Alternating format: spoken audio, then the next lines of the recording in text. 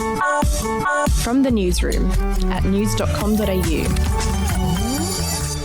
Hi, I'm Lexi Cartwright. And I'm Andrew Bucklow. And this is the latest from the newsroom. It's Tuesday, the 23rd of March. Prime Minister Scott Morrison was close to tears today during an emotional press conference about the sexual misconduct in Parliament House. Mr Morrison said he was stunned and disgusted by the latest report about a Liberal staffer performing a lewd sex act on a female MP's desk, which follows a month of other revelations over alleged rapes and sexual assault. These events have triggered right across this building and indeed right across the country women who have put up with this rubbish and this crap for their entire lives, as their mothers did, as their grandmothers did.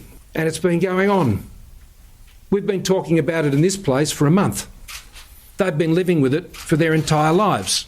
The Prime Minister says he's open to the idea of quotas to increase the number of female Liberal MPs, and that he was considering the issue of consent education in schools and greater funding for rape crisis centres. Overseas now, and at least 6 people are dead, including a police officer, after a shooter dressed in tactical gear gunned down shoppers at a supermarket in the US. Eyewitness accounts say a man opened fire in a grocery centre car park in the city of Boulder, Colorado, before moving inside where the shooting continued. Police were later seen escorting a shirtless man in handcuffs from the scene. Back home now, and parts of southeast Queensland have recorded almost half a year's worth of rain in 2 days, with fears that even more rain could cause flash flooding. From Birdsville in the west to the southeast coast, hundreds of roads were cut off, including the Cunningham Highway. Homes in the Gold Coast hinterland were evacuated as torrential rain caused landslides. Meanwhile, in New South Wales, there are growing concerns for residents stranded on the Blue Mountain side of the Hawkesbury River, whose supplies are running low after days of being isolated by floodwaters.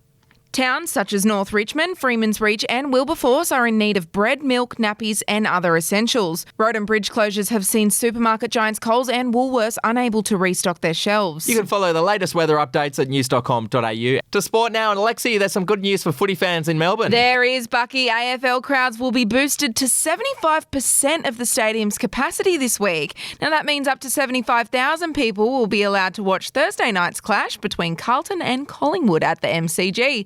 Only 50,000 fans were allowed into the opening match of the season at the MCG last Thursday. Okay, to showbiz now, and Katy Perry won't exactly be thrilled with Orlando Bloom spilling details of their sex life. So, in an interview with The Guardian, Bloom was asked how often he has sex with his fiancée. Oh dear. He replied, "Not enough. We just had a baby, though." Oh dear. I mean, come on. She's not going to love that at all. Perry, of course, gave birth to the couple's first child last August. And hey, if you want to uncover tips and tricks on how to live well, check out How to Be Happy, the podcast where host Kate DeBrito talks to experts, celebrities and ordinary people about their secrets for a happy life. Listen on Apple Podcasts or Spotify today. That's it for this episode of From the Newsroom. We'll be back tomorrow morning.